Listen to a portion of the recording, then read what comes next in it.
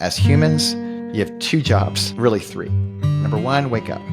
Number two, practice with as many reps as you can so that you get stronger to skill. Getting stronger to skill means you're going to see more available to you. It's going to get more complex before it gets easier. And be gentle with yourself. You're just getting access to the terrain you're playing in. And then third, know what you're doing it for. We like to say at Men and Women of Discomfort, we do all this to become strong and awake for love's sake. We're constantly correcting course because left to our own devices, between the drift and the whirlwind and choices to get relief, it just takes us in directions that aren't in alignment with this course correction we want to get to. We have the reps over and over and over again, and you can trust over time, you will bend in the direction of the thing you're wanting. And if you don't, the drift will bend you somewhere else. The storms will bend you in somewhere else. And the comfort certainly will bend you in ways that you don't want over time. As humans, we prefer the path of least resistance. We crave convenience, the payoff without the price. But when our lives revolve around comfort, it doesn't deliver. Living in perpetual comfort leaves us weak and asleep. This podcast is an invitation to flip that script, to choose the unlikely path, to get the life you really want through voluntary discomfort. This is Strong and Awake. I'm Dane Sanders. Mitch, I have a question. Let's hear it. Have you ever had an experience, and I know you have, but I'm going to ask it rhetorically, or pretend like it's not rhetorical, where you're kind of in an argument with yourself? Oh, like on the daily? Yeah, but how is that possible when there's only one Mitch, and yet it feels like you're talking, like there's two people talking, one's talking and one's listening? Do you ever experience that? Yeah, and I think that's why it's commonly depicted, you've got the angel and the devil on your shoulder. You've got this inner dialogue. Totally. I believe in angels and devils, but I think that's person 3 and 4. I don't even think that's 1 and 2. Like that's true. There's so many voices going on in our head, and that's not even counting those we interact with. Mm-hmm. And the reason I'm asking is I want to actually start a conversation today of what do you do with those voices, especially the voice. Like in the inner game of tennis, Tim Galway talks a lot about these two selves. Self number 1, which is the ego self, really directing. Self number 2, which is the doing self. The doing self tends not to say a lot. They're just busy embodying action. They're in the thing. But oftentimes there's this, at least for me, this tyrant of a self number 1 that just is unkind and a little bit kind of cruel to self number 2. And I didn't really have language for this for a long, long time, but Tim really helped me with this. And for those of you who haven't read The Inner Game of Tennis, really recommend it. But in my mind, a really helpful conversation today might be around what do we do with this highly critical voice, especially when that voice is actually trying to help us. It's trying to help us course correct, get to a better spot. But there's a way of doing that I think is more natural and more effective, yet kind of counterintuitive. And especially for those who are looking to see change happen and are clear about the change they want to see happening, the assumption on the front end is, we're always a little off course, right? We say we want to fly in one direction, and every plane that's flying anywhere is doing this all over the place. The good pilot is constantly getting its bearings relative to where it's going and is course correcting. And the same is true with a sailboat. It's always off course. We're as humans, we're always off course, and we need to correct course. But oftentimes the voice of correction is coming from someone who isn't very kind all the time to ourselves. It's the part of ourselves that a little more ego driven, wants a certain result, but is really in the stands. They're not even in the arena of doing the work.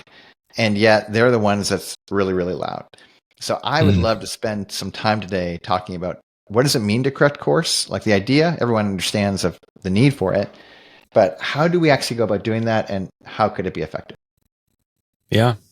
I think one of the things to first kind of talk about as it relates to this, the inner voice, the inner critic, self 1, self 2, whatever you want to call it, is what are the scenarios in which we start to encounter these things? And we've talked a lot about the drift, the whirlwind, some of these different categories to kind of help frame this.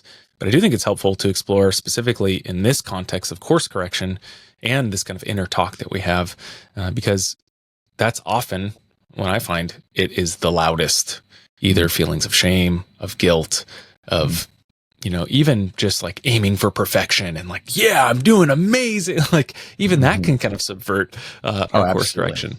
Yes. Yeah.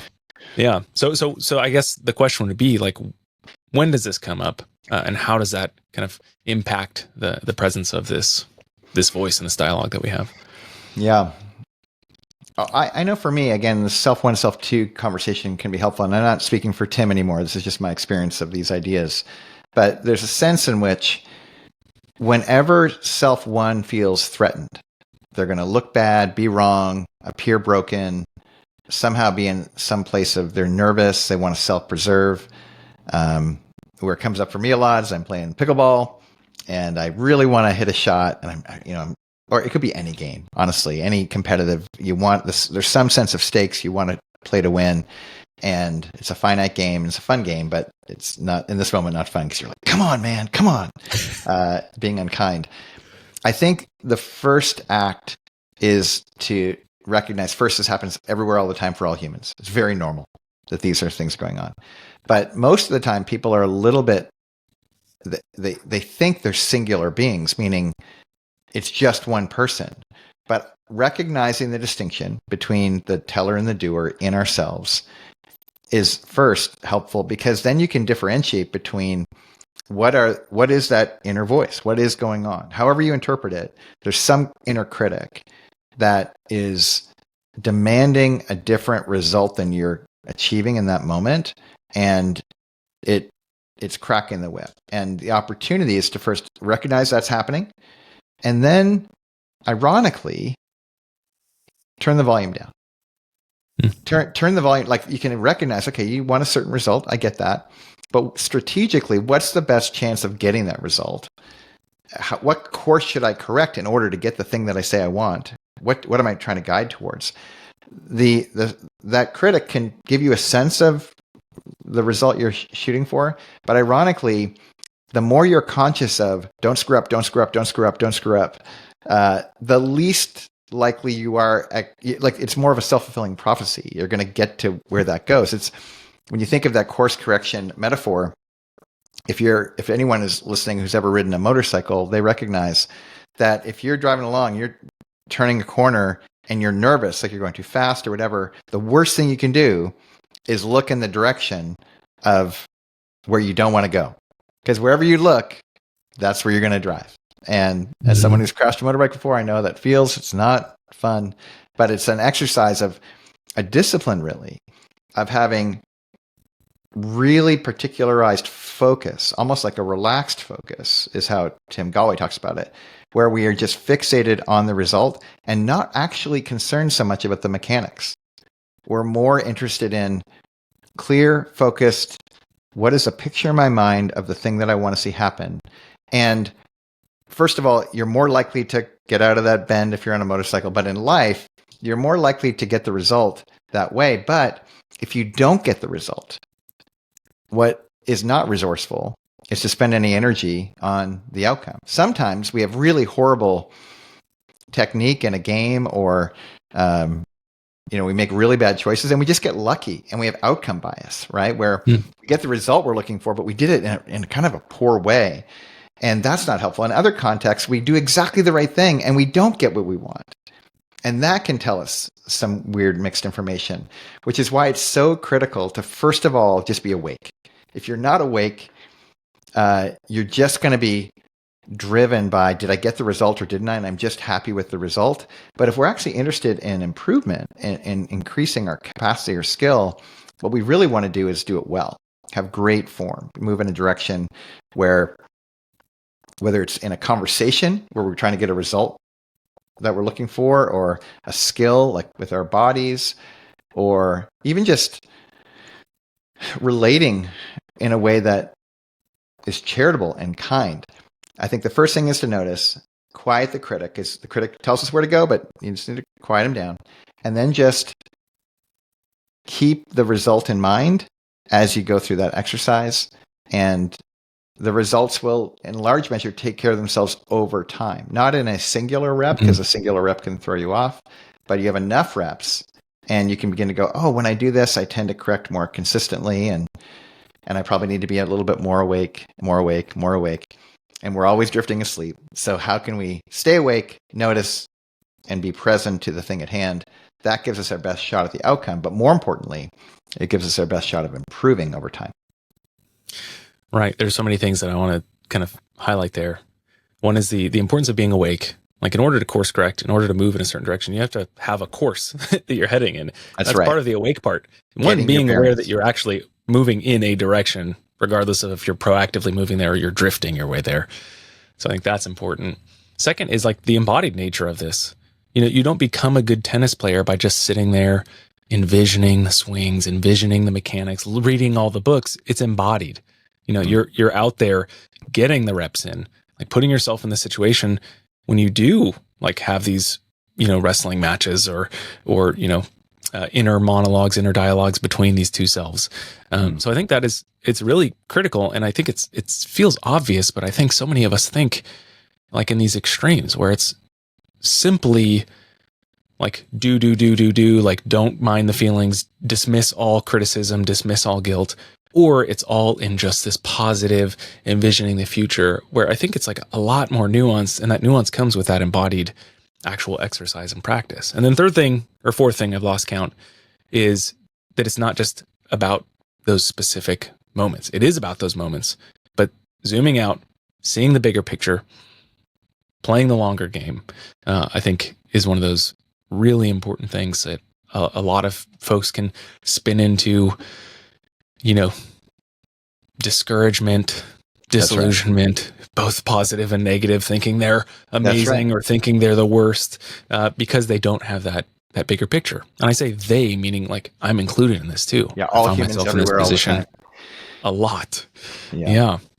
What you're nodding to, Mitch, I think is just the complexity of being a human being. And I think the more that we can give handles on what that means for folks, the better. So whether you're looking at it through the frame of Tim Gallwey's two selves, or you're just saying like, okay, me, Dane, me, Mitch, we're in a situation to recognize that every time we have an embodied rep at a thing, that is what it is. It's a micro moment.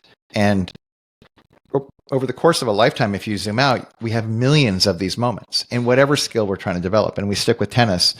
You know, one swing will not a skill make. You need 10,000 swings or more. And this is why we have reps. And if every time we do a swing, we hold up a scorecard and we're beating ourselves up, and it actually has it seems like, oh gosh, we're course correcting by getting upset with ourselves. Ironically, we're distracting ourselves from the very natural movement. Your body wants to do things the right way, whether, again, it's tennis or it's even having a great conversation with your spouse or your kids, where you're showing up in a way that is not triggered, it's more neutral and it's curious. Like, those are skills. So I can have a picture of what that looks like, and then I can be in the heat of a conversation where I'm really triggered, and I can sometimes say things that are really unkind to the person I'm relating with.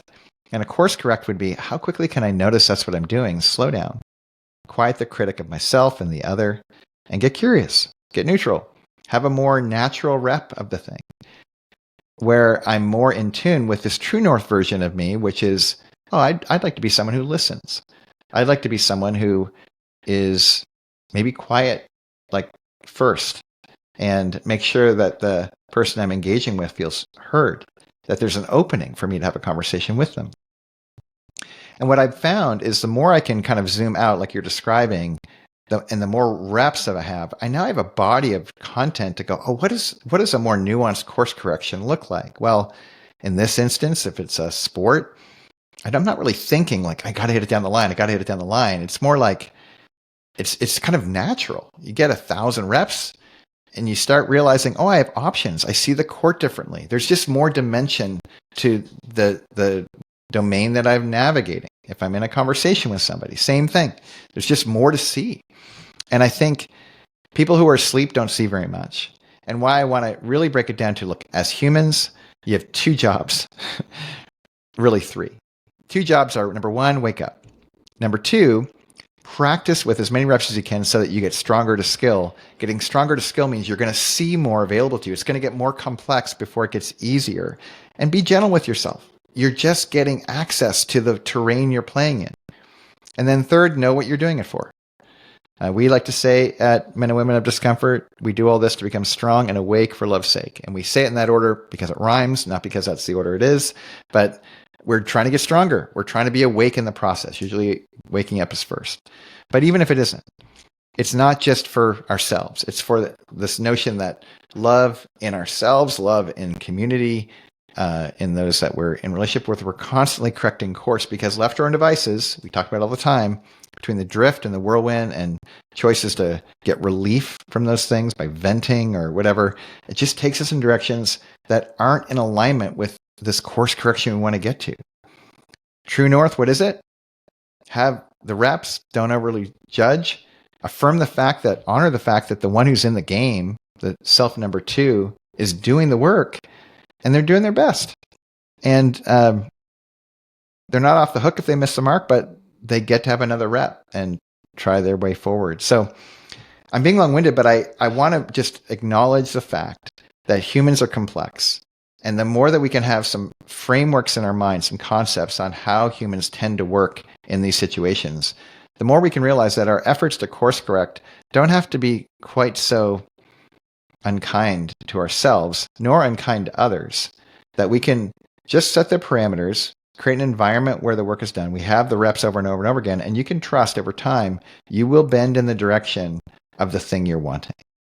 And if you don't, the drift will bend you somewhere else. The storms will bend you in somewhere else. And the comfort certainly will bend you in ways that you don't want over time. And it's no small thing. It's no small thing to have a successful life as a human being.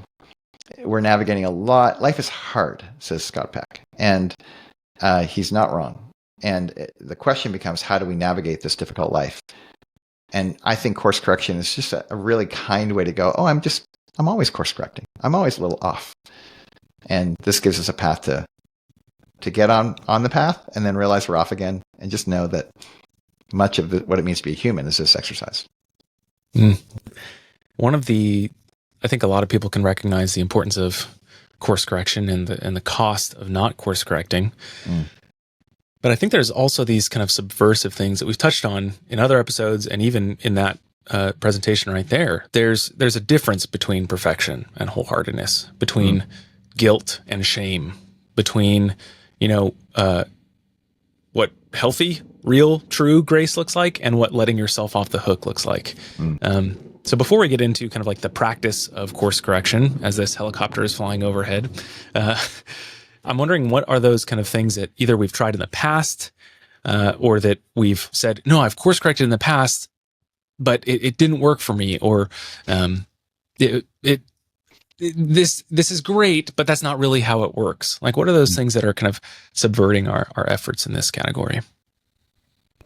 Yeah, we talked a little bit earlier about outcome bias, and it's worth pausing there again.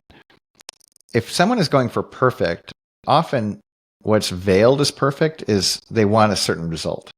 When someone is going for a particular outcome and they get that outcome, they might go, okay, I box checked, got it done. And we know that's not what we want, right? Because we don't just want the outcome. We want the process that gets to the outcome. We want both. We want the means and the ends to work out in the direction we want. That's the first thing I'll say. The second is, if we're thrown off by getting the result we're looking for, and we don't attend to the first, then we really aren't course correcting. It's just like, oh, we won the lottery. We got lucky in that moment. Great. But we didn't actually progress in any way. We just got a momentary outcome during a rep.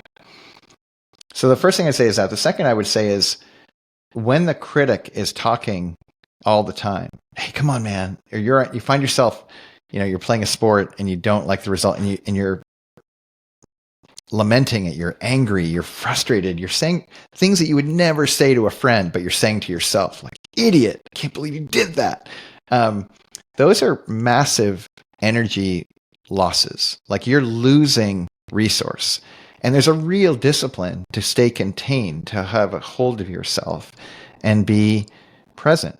watch any professional athlete, and this is on display. One of my favorites I talk about constantly is tennis, because tennis players who lose themselves, they so immediately fall apart. Like you see instantly how badly it goes. And then you see the greats of greats, like the Roger Federers of the world, who seem to have had this like remarkable sense of ease, even when they're losing. Because they're not actually concerned about the loss, they're concerned about the moment they're in.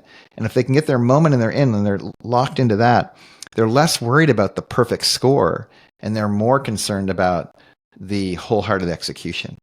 So as we make the distinction between perfect and whole, it really is about a quality of presence and being in the thing regardless of the result. If you get the result that you want, that's a bonus. If you don't get it, that's a learning. And in either case, if you were in the thing, that's about as good as it gets. Most of the time, over time, you get enough reps in, the results will come in the direction you're seeking, meaning it'll improve over time. But you could go your whole career and not get all the wins in whatever game you're playing and still become a great player because you've been course correcting and been in the process enough, enjoying, like in the work enough where you're getting the gold from it. We see this all the time. I mean, Van Gogh famously sold one painting in his lifetime. One painting. But he was very clear that the work he was doing had value. And he was so in the work. Like there's this great quote, I won't butcher it now, but he basically said, like, if it's going to be good in the future, that means it was good when I did the thing. And time has shown that his work has been pretty good. And for as troubled as he was as a person, he just stuck with the work that he did. He related with the work. And this theme of like embracing the work, loving the work, seeing course correction is not bad news, as course correction is what the work is. We get to wake up another day and ground ourselves and get into the work, whatever our work is, whether it's professional or personal, whatever project you care about, and you're in the thing and you're awake enough to go, oh, okay, that's the minor tweak. That's the minor tweak. That's the minor tweak. And do that over time, enough reps, remove the distractions, keep self number one quiet. And you'll just kind of wake up one day with a skill set where you'll go, how did this happen? Well, you were in the moment. And by the way, you won't even, every moment you pause to assess how is my skill going, that's a distraction too. Like acknowledge it, set it aside, course correct back into getting into the game. That old, let me just say one more comment. Yeah. That old High School Musical movie from a million years ago, get your head in the game. So many of us are kind of stained in our head. We have Zac Efron dribbling a basketball, saying this statement to themselves over and over again. There's whole songs about it. But it's ironic because every time they're thinking about getting your head in the game, you're not in the game.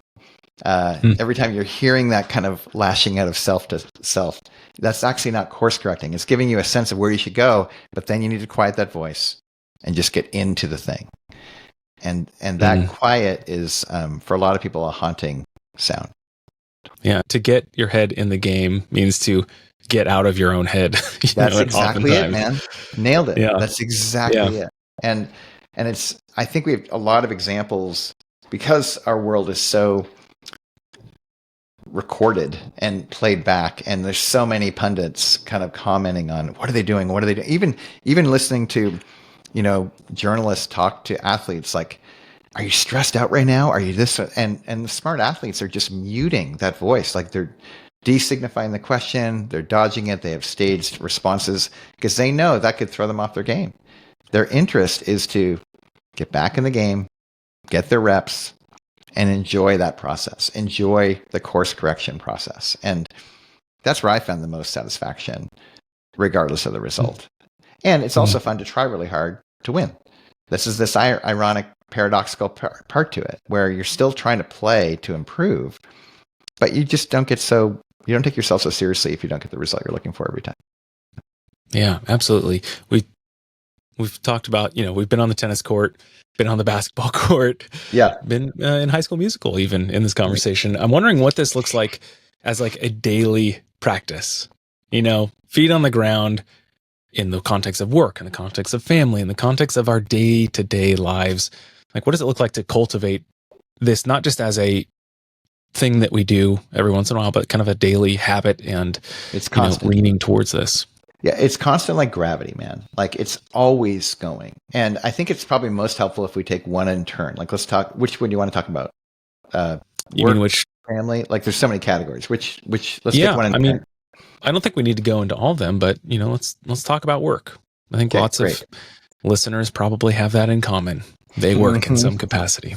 That's right. And I think closely related to work is just having a personal practice, right? So a professional practice, which is a subset of your personal practice, is just having some context for what does a strong and awake version of me do when they wake up?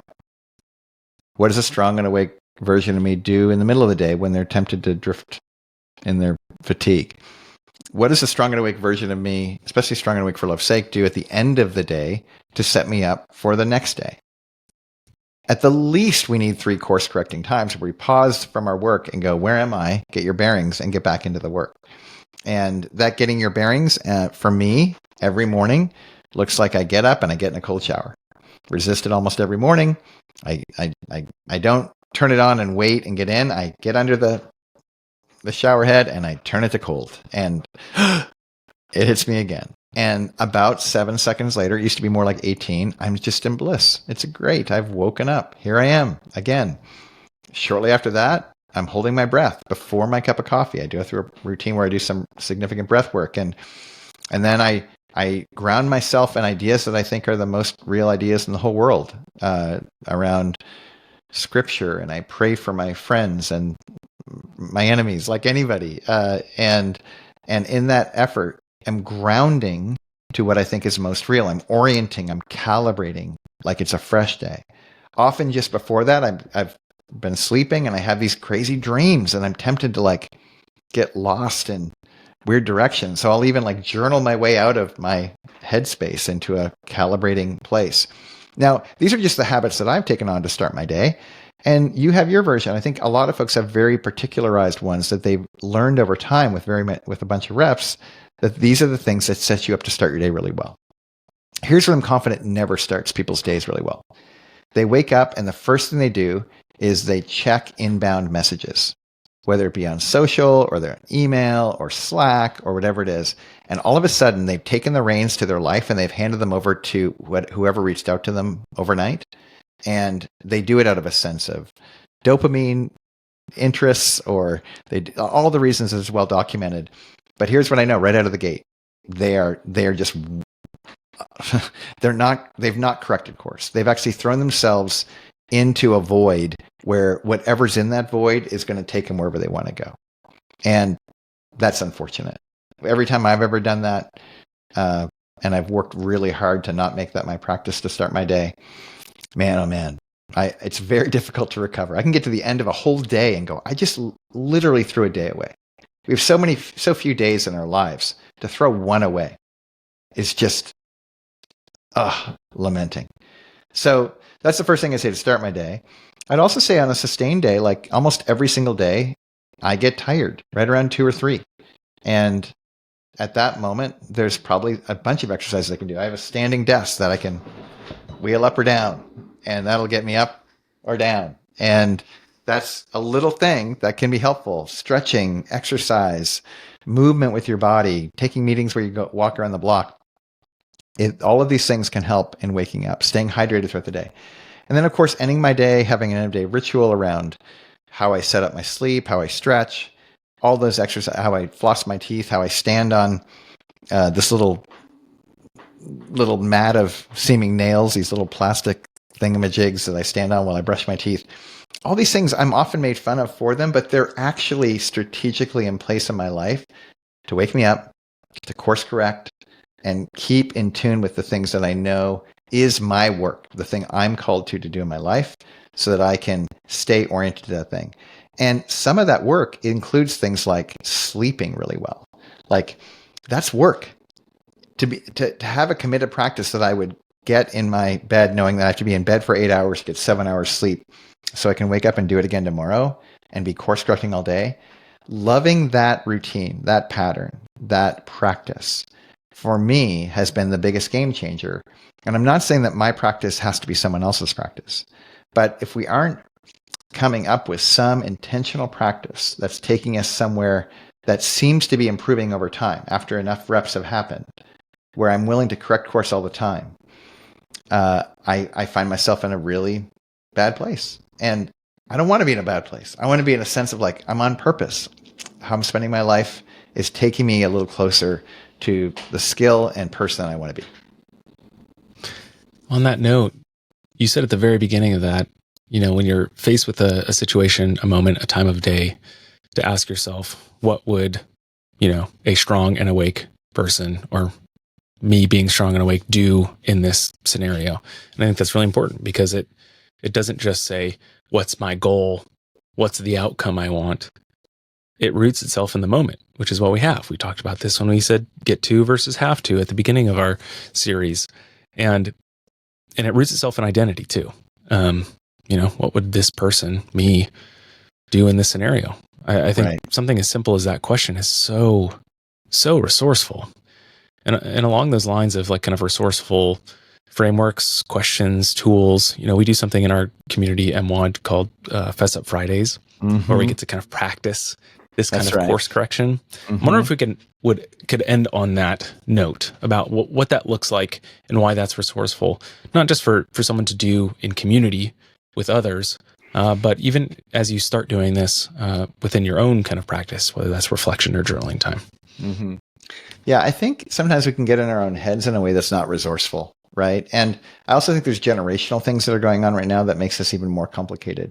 I've been in a lot of conversations with younger folks who are more natively digital, and they spend so much of their life plugged in a disembodied state, that they've actually developed skills in that state where they might, disconnect at a level that I would argue is not resourceful to living a full and, flourishing existence. They might be skilled in that space, but I feel for some of those folks, because I don't think they realize that they're in a cave and that there's this world outside of this cave. It's like Plato's cave all over again, and they've locked themselves in there. And I would argue that community is the kind of vehicle by which you can discover, is your practice yielding what you think it's yielding? Are you correcting course in the direction that's highest and best? And I know for me, oftentimes I'm not the best assessor of how my practice is yielding the fruit over time. And I've had friends like you in my life who, in rough patches in my own life where, gosh, maybe there's something in my practice that might need a little tweaking, because the way I'm showing up in life isn't in tune with who people have experienced me to be or who I aspire to be. And that feedback loop is really helpful. That I'm in tune. But to your point about Fess Up Fridays, religious traditions, especially Christian tradition, has had a long history of confessional booths, right? And there's a reason why it's so powerful, because all of a sudden I go from me in my head talking to myself about life. And am I happy with it? Am I not happy with it? Is my conscience in alignment with itself? And if it's not, we get to go to a confessional booth, or not just with ourselves, with our God. And we get to go to a confessional booth and say it out loud, like, hey, I missed the mark. I'm off course. And if you're in a good confessional booth, they're not going to beat you up about it. They're going to say, good for you for saying that. How brave of you. Right on. Well, what did you learn? Oh, I learned this and this and this. Okay. What would you do different next time? If you want something different, what are you planning on doing? How are you not going to drift there next time again? Not because you have to say anything to me, but because my role in this moment is to be with you in such a way where you get to correct course. Because all course correction is self-correction. It's not me correcting somebody else. I don't have that kind of power over people, even my own kids anymore. They're adults. As young kids, I'm kind of course correcting them, whether they like it or not. But as they age, increasingly it's on them. So now I get to be with them, where it's kind of magical when they're like, I don't like where my life's going. If I'm smart, I don't correct with a bunch of advice. What I do is I listen, try to extract more information, because they can very naturally go, I don't want that. I do want this. And they start orienting their life to get that thing. And that's pretty exciting. So in our community at MWOD, to have a confessional booth around our practice and really helping people align to, they said they were going to do one thing, they're going to live as their word, they missed the mark, they want to honor their word by course correcting, It's just an easy weekly thing you can count on. And people do Fess Up Fridays on Tuesdays and Thursdays. It's just whenever it occurs to you, it's like, well, good for you. Like, don't wait till Friday. Course correct right now, because there's no time like now to get back into now. And now is where all the action is. Now is where we live our life out. And we can, be in this moment right now. We are in such a more whole and true place to continue to become who we were made to become. And if not now, then when? It's a question that we often ask ourselves, ask others, because that's true. Like, we just have now. So if you're listening to this and you're wondering, or you're considering like, I would like to course correct, or I do recognize these things. I hear this critic. I'd like to silence that. I'd like to, start to develop this kind of practice. You don't have to do it alone. We've got a community, and whether you do it with us or not, it's so resourceful to not go it alone. Do you want to say anything about how they might get involved in MWOD? Yeah, I think a really just great exercise, whether or not people ultimately sign up or not, is to go to mwod.io/apply and just fill out the form. Fill out the form and don't even submit it. Just start a document on your own and fill it out. Just go through the process of clarifying for yourself, where are you at? What do you want? And I think then it can become self-evident, like, is this the right resource for what I want to go get, or is there another space I want to go find it? And there's a lot of great communities to do this in. But I will say humans were not made to navigate the complexity of being human on their own. They just weren't. Even if you're hyper introverted, and that's an easy go-to place to go, introverts need people too. And extroverts need people that aren't just extroverts, that are actually, they're in community listening in different kind of forms and fashions. And what we have found is every age, every shape, every degree of health, every different skill set, it's kind of amazing. The diversity of our community, how this contributes to a very unique blend. Even the way that we have large group conversations and tighter, safer for some conversations around what it means to correct course. That's what it is. It's a big invitation for that to happen. And what's nice about MWOD is, even though we prescribe a lot of things for people, it still comes down to the individual choosing it. We don't make anybody do anything. And I think that also is another dynamic where recognize that if you decide to apply, and even if you join our community, we're not going to do it for you. You're going to do it for you. And we get to be with you in it and hopefully offer you some perspective so that as you course correct, you're moving in the direction that's most true to your conscience. Well, thanks, Dane. Thanks, Mitch. And just one more time, MWOD.io/apply if you want to check it out. And again, just fill that out. Don't even have to hit send, but just take that as your first step of living now and course correcting.